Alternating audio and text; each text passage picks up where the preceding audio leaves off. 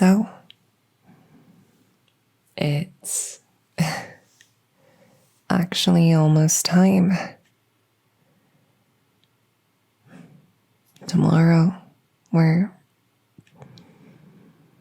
really doing it, huh?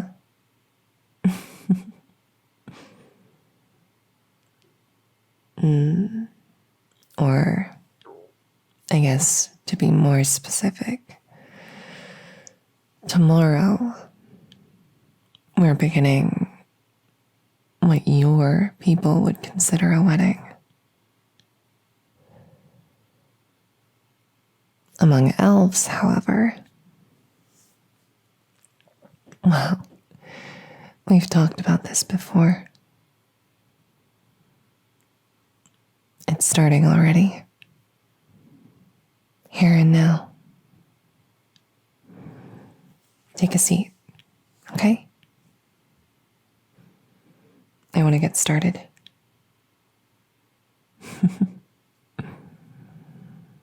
Of course I am. I'm always eager. Especially when it comes to cleaning those adorable ears of yours. Maybe a little too eager in the past. But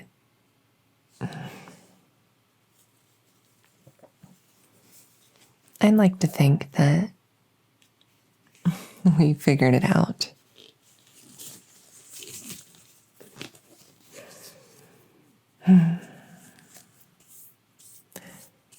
This is a very old elven tradition. And a very important one.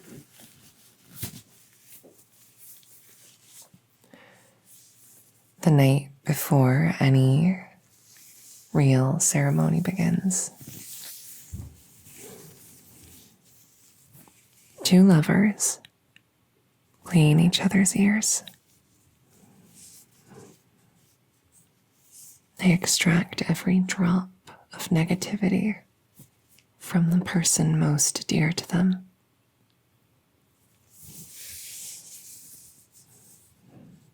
They make each other into their best selves. And that's the version of themselves they show to everyone the next day.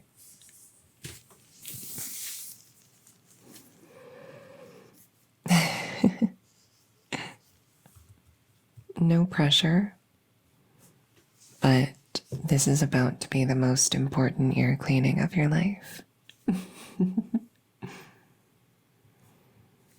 I mean, well, if both of our ears aren't like absolutely perfect tomorrow, neighbor, my cousins are never gonna let me live it down.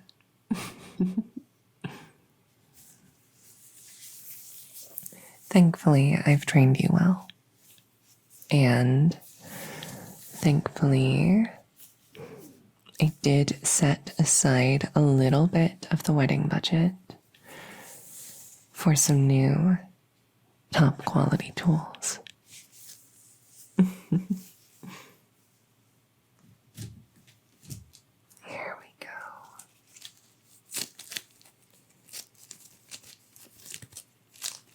Do you see this?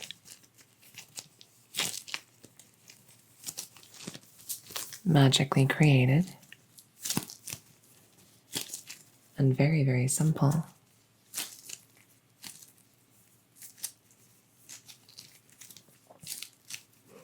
This is a sort of, how would you even describe the material? It's a sticky thing that I'm going to mold over and within your ear. And it's going to soak up all of that negativity and then just wick it away. It should get most of the early heavy lifting done Way better than any normal set of magical plucking tools.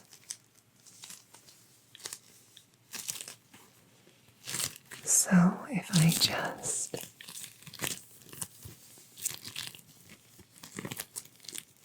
slowly work away.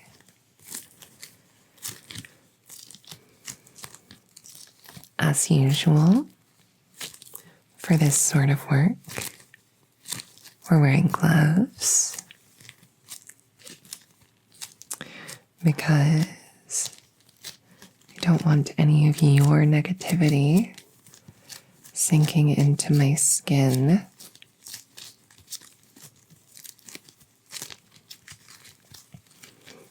The skin of the hands is very vulnerable to that.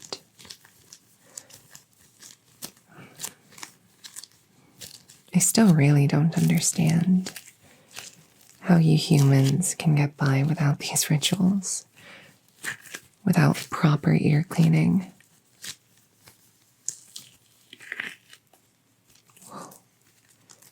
Oh, that was a very good start.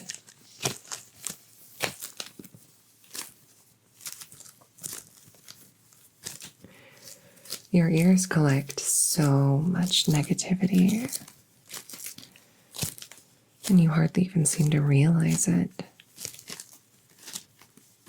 Or, well, most humans don't realize it. You, however, my dearest neighbor, you got the chance to experience what it's like to live without that weight and that negativity. And now you're as hooked on ear cleaning as any elf. As well you should be. It's good for you.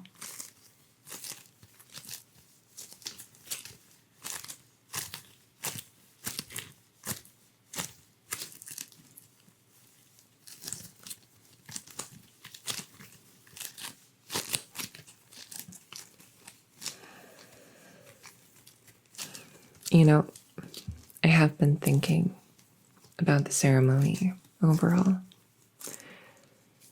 The whole wedding.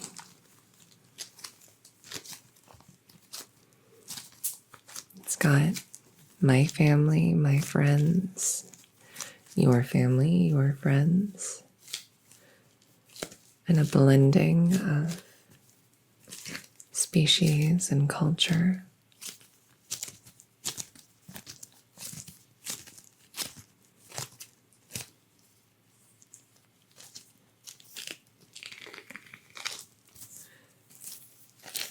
You know, there was a time when I was obsessed with humanity in a less healthy, less productive way. You're already very aware of that by now.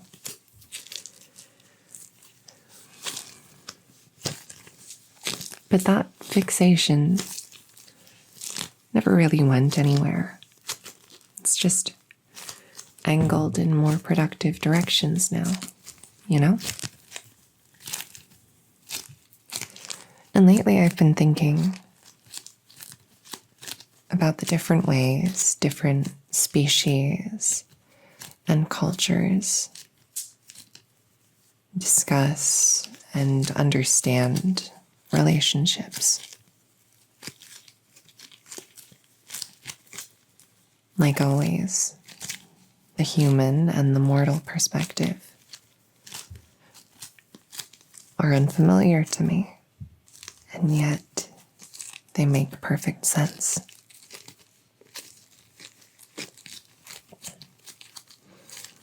There's a particular phrase used in certain human cultures with regards to marriage.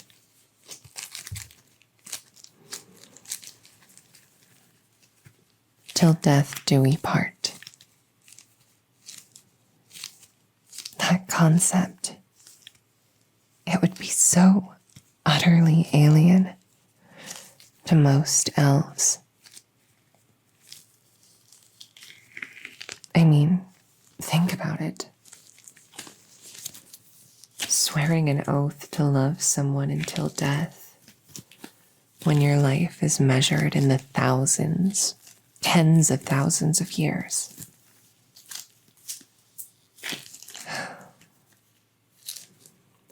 Elven relationships aren't like that.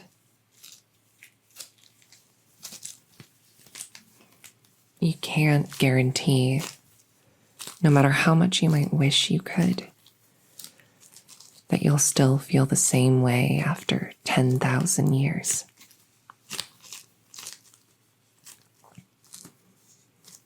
And so, to a lot of elves, there's a question of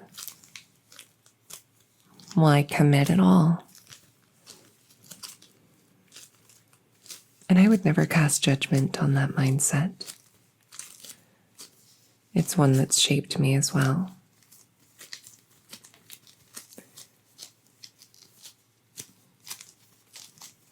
Different people engage in relationships in different ways, you know?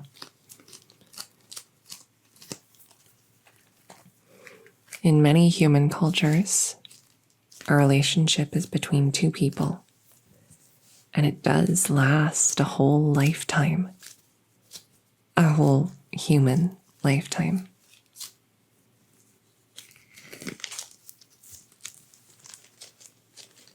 There we go. But in other cultures, and among other groups of humans, I'm going to start brushing you now, neighbor. Among other groups, relationships are looser and more fluid. Maybe it's just as long of a commitment, but instead of two people, it's several. Or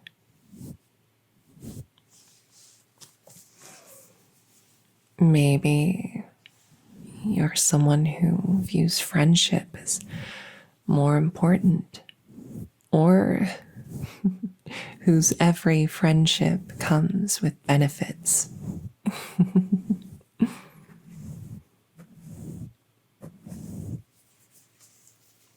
Maybe people come and people go.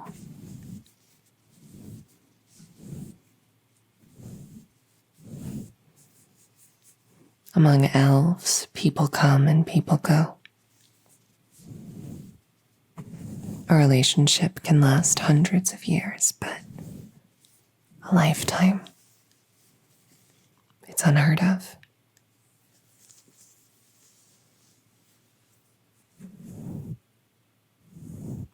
It would be unhealthy to try.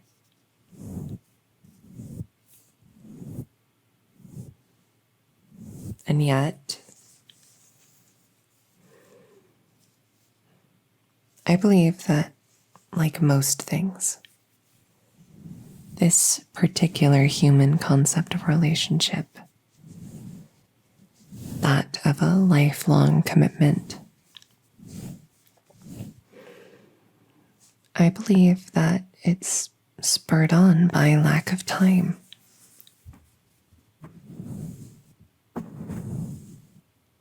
Because your lives are short, you can feel so much more fiercely in those brief periods.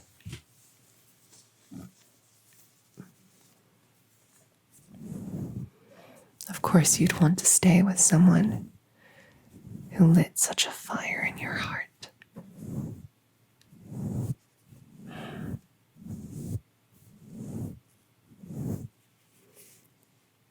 I think my time with you has taught me how to understand that.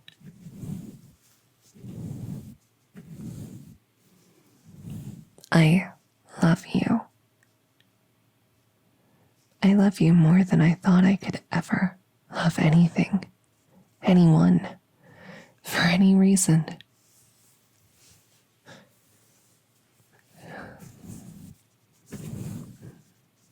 The infatuation I used to have feels like puppet show, play acting, affection. My time with you, it's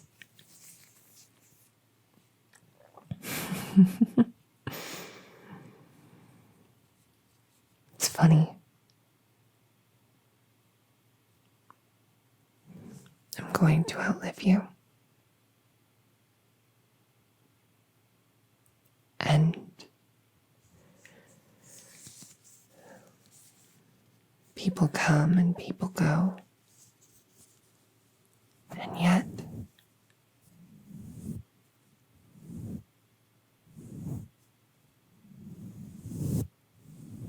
now that I've had a taste,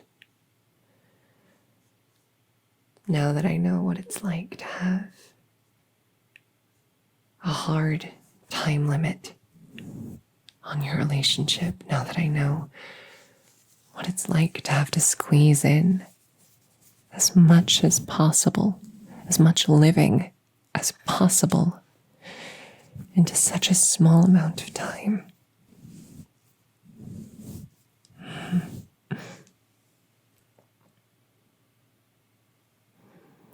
You know,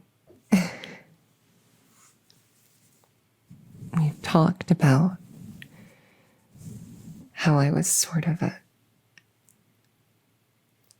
human chaser. But I think my time with you might have actually made that problem worse in the long run.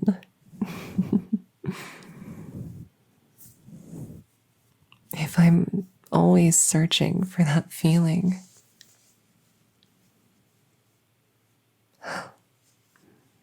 1,000 years in the future, how could any elf compare?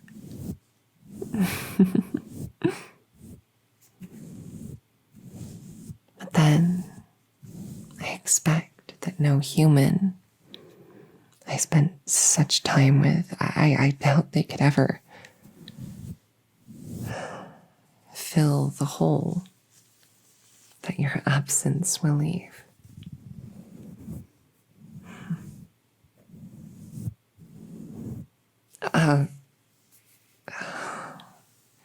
This probably isn't the most pleasant thing to talk about the night before our wedding, is it? It just has me thinking is all. My feelings for you are not something I ever would have been able to understand before. And now,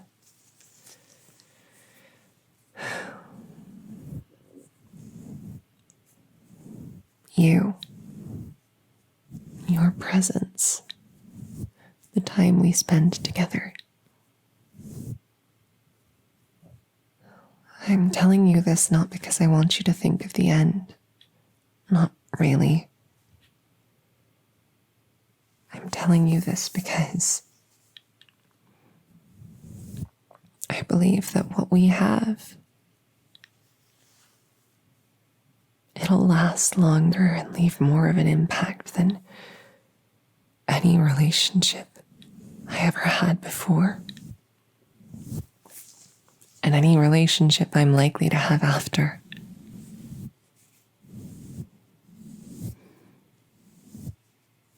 $1,000, $5,000, $10,000 years later,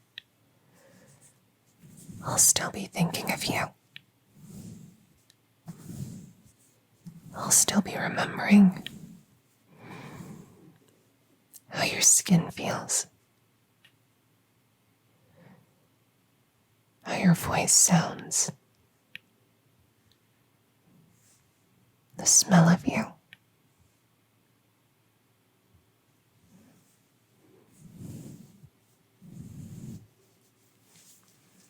$10,000 years from now,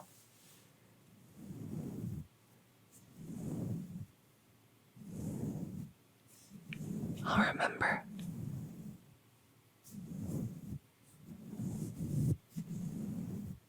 And that's all because of you. Specifically, it's all because of the person that you are.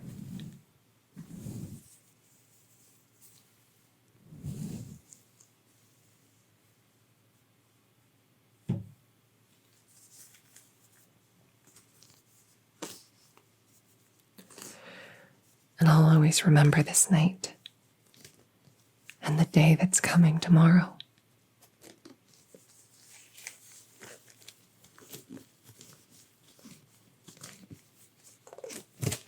And I'll always remember how it felt, how it's about to feel, to clean and to cleanse you in the way that elves have done since time immemorial.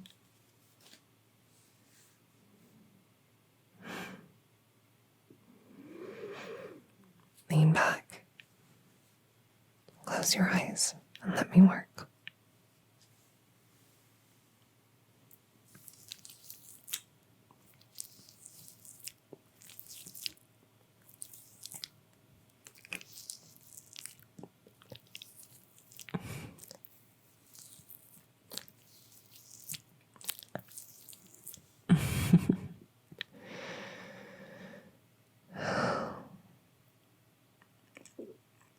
I told you once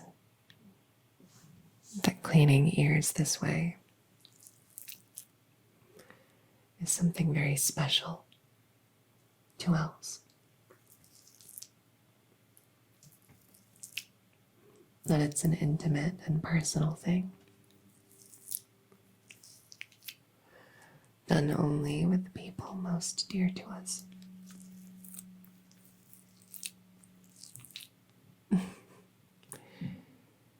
I hope you can fully grasp what that means now.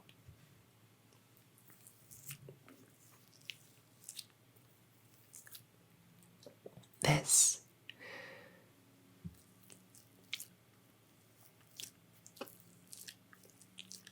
ritual, this night before,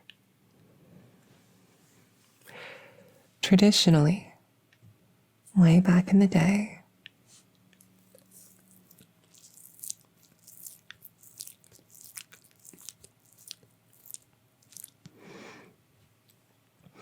an elf would only clean the ears of someone using their tongue if they were family. And on the night before, one would marry as a way of welcoming their lover into their family.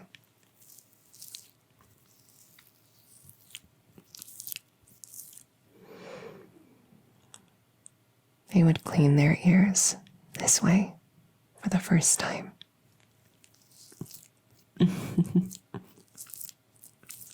Traditions change. Times change.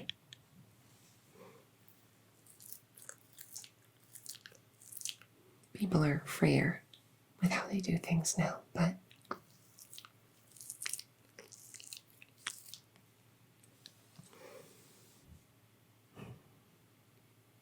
the act of cleaning someone's ears with your tongue is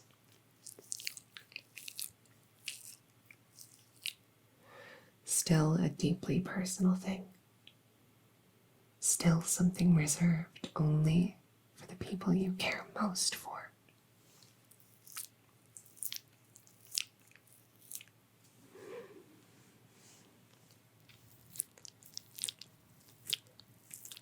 What did I tell you? Tonight is the most important ear cleaning of your life.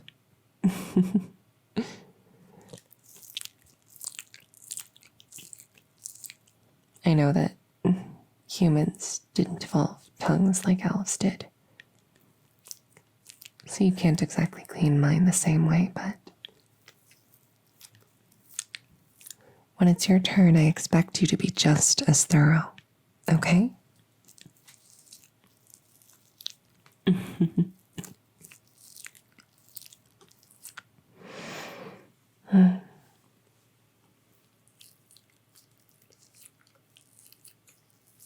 Do you feel lighter? More cozy?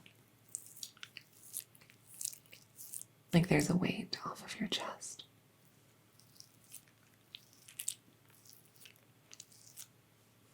Good.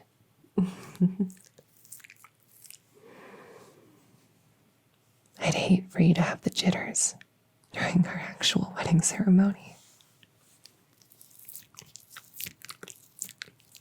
Hopefully this can help.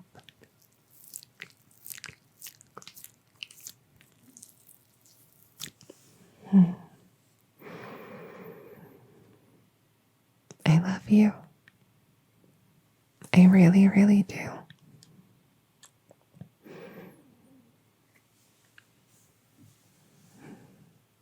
It might not be until my death, but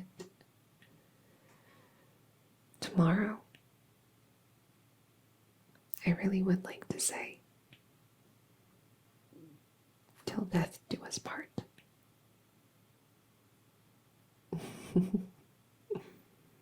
And then it's going to be even weirder when I keep calling you neighbor.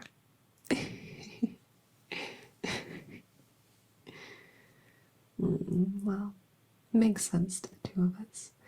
Everyone else is just going to have to deal with it.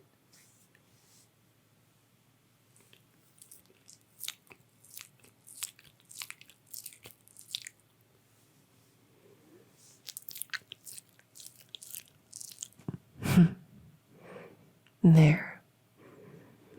My work is done. Now it's your turn to clean mine.